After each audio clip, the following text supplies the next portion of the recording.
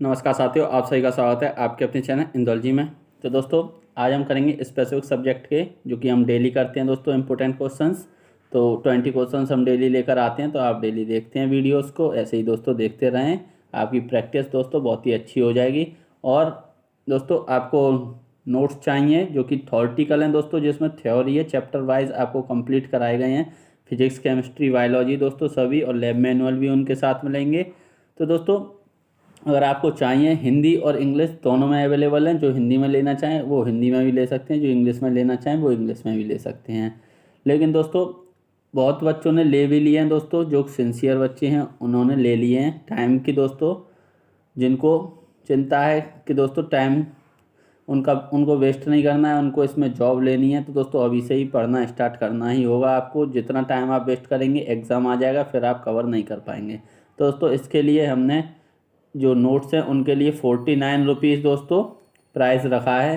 तो 49 रुपीज़ में आपको ये अवेलेबल है। लेकिन कब तक? सिर्फ कल 10 बजे तक दोस्तों, सुबह 10 AM तक। फिर इसके बाद इसका प्राइस दोस्तों इंक्रीज़ कर दिया जाएगा, फिर आपको 59 रुपीज़ में मिलेंगे। ऐसा हम क्यों कर रहे हैं दोस्तों? क्योंकि जिन बच्चों को लेने थे उन्होंने ले लिए हैं, जो सिंसियर बच्चे हैं दोस्तों। फिर इनको आप लेंगे तो कवर करने में आपको टाइम लगेगा दोस्तों, एग्ज़ाम आ जाएगा, फिर आप कवर नहीं कर पाएंगे। तो इस वजह से जिन भी साथियों को चाहिए वो 10 बजे तक ले लें दोस्तों।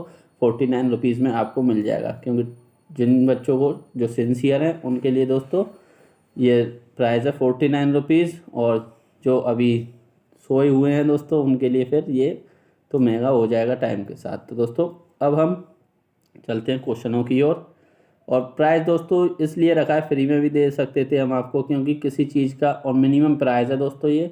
किसी चीज़ का कोई पैसे देकर कोई चीज़ मिल रही है तो दोस्तों आप उसकी कदर करेंगे। अगर फ्री में मिल जाता तो PDF पड़ी रहती है आपके PDF सेक्शन में, और आप वहाँ नहीं देखते, इसको पढ़ते नहीं। तो दोस्तों, अब हम स्टार्ट करते हैं क्वेश्चन से। तो क्वेश्चन दिया हुआ है, हिंदी इंग्लिश दोनों में क्वेश्चन रहते हैं दोस्तों। एक अंतरिक्ष यात्री अपने सहपाठी को चंद्रमा की सतह पर सुन नहीं सकता, क्योंकि दोस्तों एक अंतरिक्ष यात्री अपने सहपाठी को चंद्रमा की सतह पर सुन नहीं सकता, क्योंकि उत्पादित आवृत्ति ध्वनि आवृत्ति से अधिक होती है। रात्रि में तापमान बहुत कम, दिन में अत्यधिक होता है। ध्वनि प्रचारित करने का माध्यम नहीं होता। चंद्रमा की सतह पर कई क्रेटर हैं। तो दोस्तों, अब हम इसको इंग्लिश में भी देख लेते हैं। तो इंग्लिश में चलते हैं। An astronaut can not here this classmate on the surface of the moon. दोस्तों, ये क्लासमेट नहीं होगा, सहपाठी को वो हिंदी से इंग्लिश में ट्रांसलेट किया गया है, तो उस वजह से ये क्लासमेट लिखा हुआ है। तो अब हम यहाँ पर ऑप्शन देखते हैं।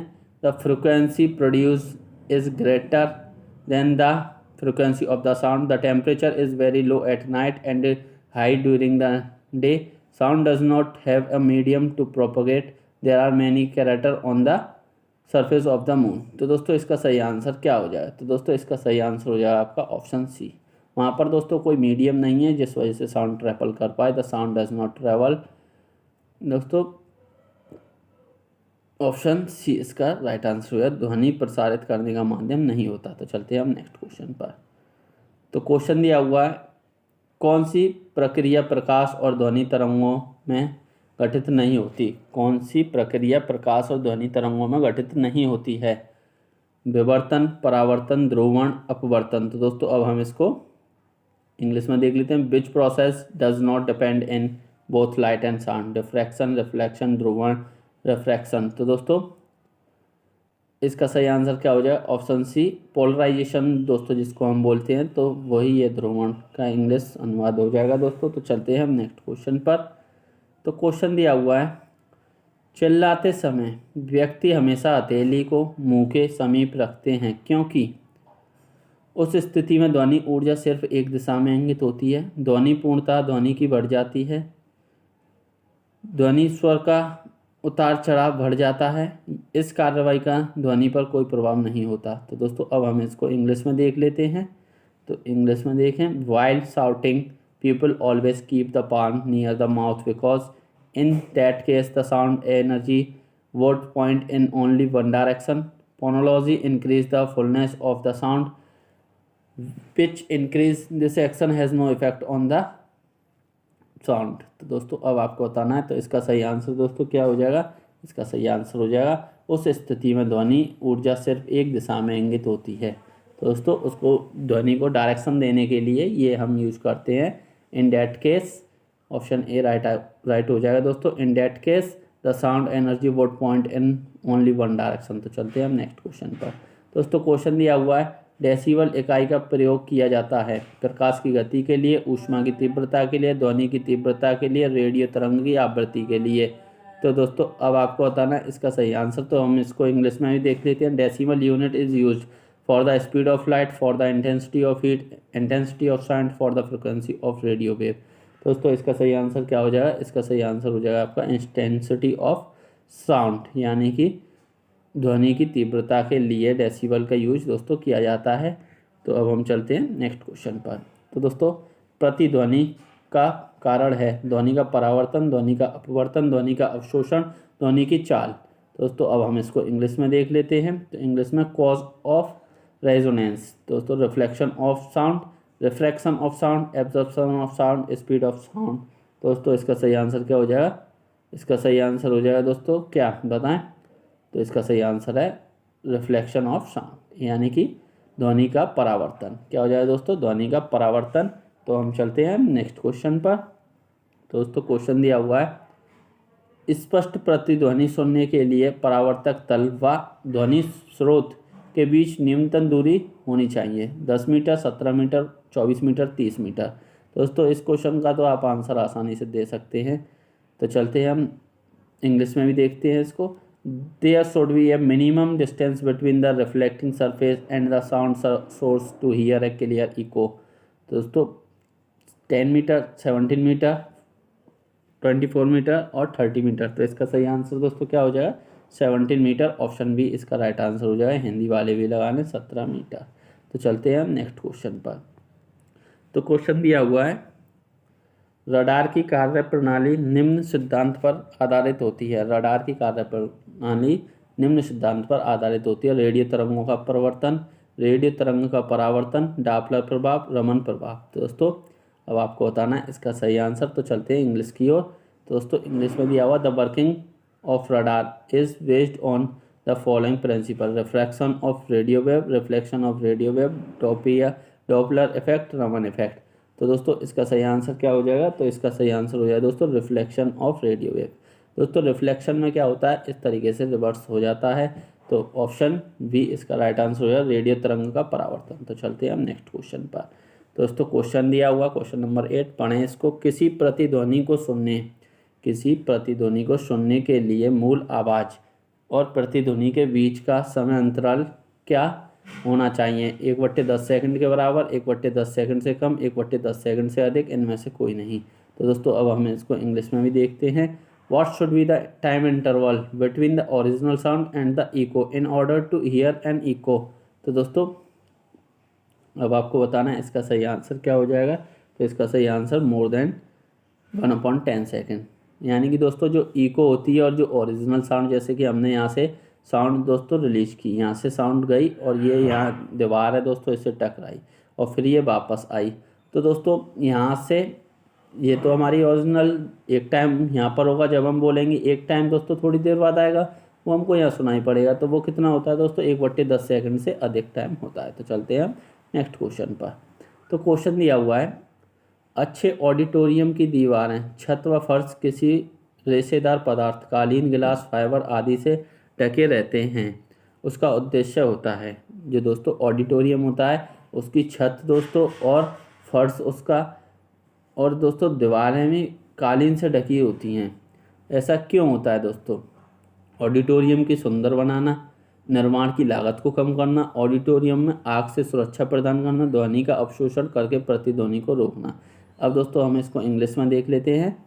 तो the wall, ceiling and floor of good auditorium are covered with some fibrous material, carpet, glass, fiber, etc. Its purpose is beautiful of auditorium, reducing the cost of construction, auditorium fire safety, preventing echo by absorbing sound। तो दोस्तों इसका सही answer क्या हो जाएगा, इसका सही answer दोस्तों ऑप्शन डी हो जाएगा, preventing eco by observing sound. दोस्तों जो इको ना आए इस वजह से इसको लगाते हैं दोस्तों, क्योंकि ऑडिटोरियम में स्पीच देते हैं, कुछ भी बोलते हैं दोस्तों, अगर वो इको बनकर आएगा दोस्तों, साउंड हमारी रिपीट होगी तो वो सुनने में नहीं सही से समझ में आ पाएगा दोस्तों। तो इस वजह से ये कालीन हम लगाते हैं ऑडिटोरियम में। तो चलते हैं हम नेक्स्ट क्वेश्चन पर। तो क्वेश्चन दिया हुआ है कि ध्वनि का प्रभाव मानव के कान में कितने समय तक रहता है। 1/5 सेकेंड, 1/10 सेकेंड, 1/20 सेकेंड, 1/2 सेकेंड। तो दोस्तों अब यहाँ पर देखते हैं इंग्लिश में। How long does the sound effect last in the human ear. 1/5 second, 1/10 second, 1/20 second, 1/2 second. तो दोस्तों कितनी देर तक रहता है जो साउंड का दोस्तों प्रभाव रहता है, वो रहता है आपका 1/10 सेकेंड तक। कितना दोस्तों, 1/10 सेकेंड। ऑप्शन बी इसका राइट आंसर हो जाएगा। तो चलते हैं हम नेक्स्ट क्वेश्चन पर। तो क्वेश्चन दिया हुआ है ध्वनि तरंग किसके कारण प्रतिध्वनि उत्पन्न करती हैं। ध्वनि तरंग किसके कारण प्रतिध्वनि उत्पन्न करती हैं। अपवर्तन, विवर्तन, परावर्तन, इनमें से कोई नहीं। तो दोस्तों अब हम इसको इंग्लिश में देख लेते हैं। तो इंग्लिश में दिया हुआ है what causes sound wave to produce resonance.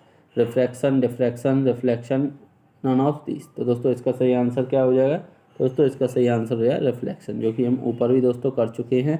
परावर्तन दोस्तों इसका सही आंसर हो जाएगा। तो चलते हैं हम नेक्स्ट क्वेश्चन पर। तो क्वेश्चन दिया हुआ है एक व्यक्ति को अपनी प्रतिध्वनि सुनने के लिए परावर्तन तल से कितनी दूर खड़ा रहना चाहिए। एक व्यक्ति को अपनी प्रतिध्वनि सुनने के लिए परावर्तक तल से कितनी दूर खड़ा रहना चाहिए। 224 फीट, 56 फीट, 28 फीट और 100 फीट। तो दोस्तों अब हम इसको इंग्लिश में और देख लेते हैं। तो इंग्लिश में दिया हुआ है at the distance should a person stand for the reflecting surface to hear its echo. 224 feet, 56 feet, 28 feet, 100 feet. तो दोस्तों इसका सही आंसर क्या हो जाएगा। इसका सही आंसर हो जाएगा 56 फीट। कितना हो जाएगा दोस्तों, 56 फुट। तो चलते हैं हम नेक्स्ट क्वेश्चन पर।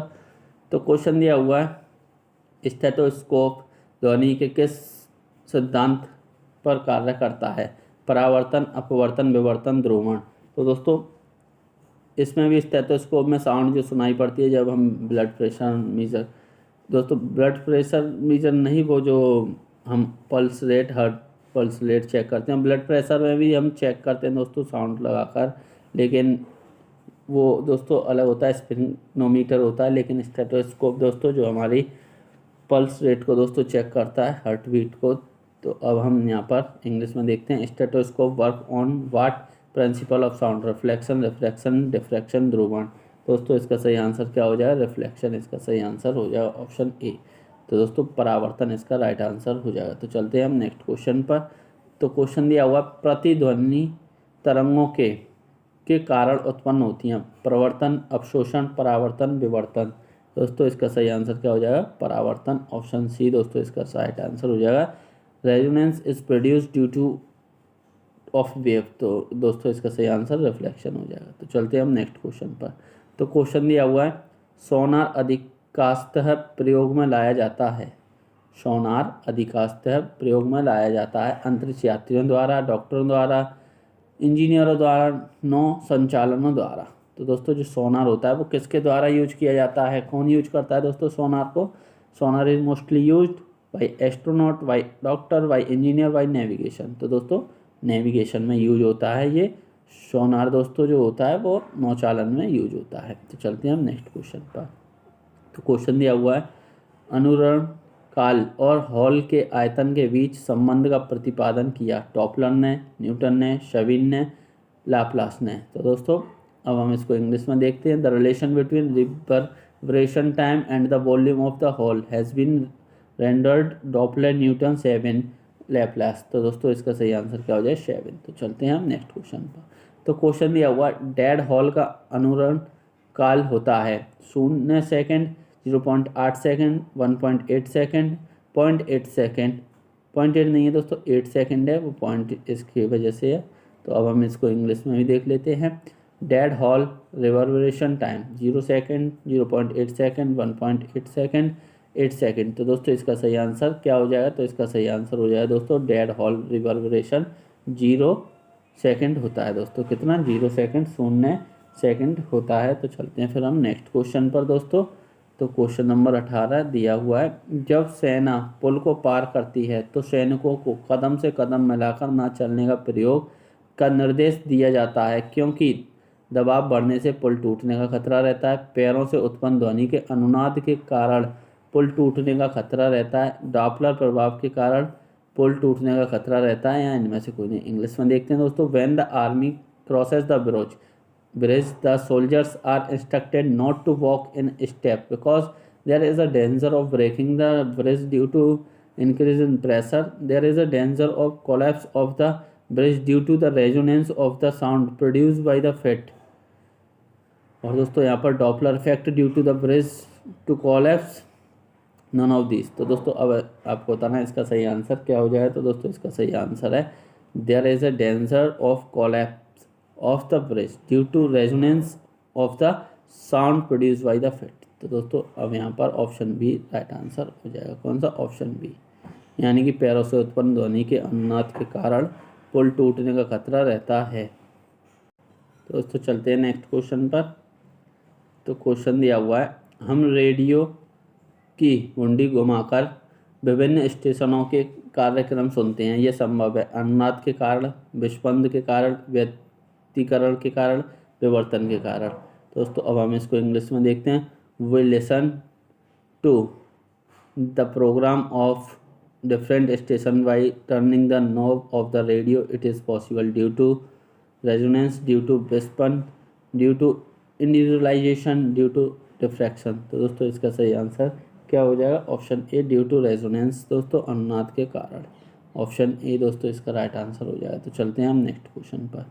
तो क्वेश्चन दिया हुआ है, कहा जाता है कि जब तानसेन गाता था तो खिड़की के कांच या कांच के गिलास के टुकड़े टुकड़े हो जाते थे, यदि संभव भी हो तो वह ध्वनि के किस गुण के कारण होता है। दोस्तों ऐसे क्वेश्चन पूछने की पूरी संभावना है।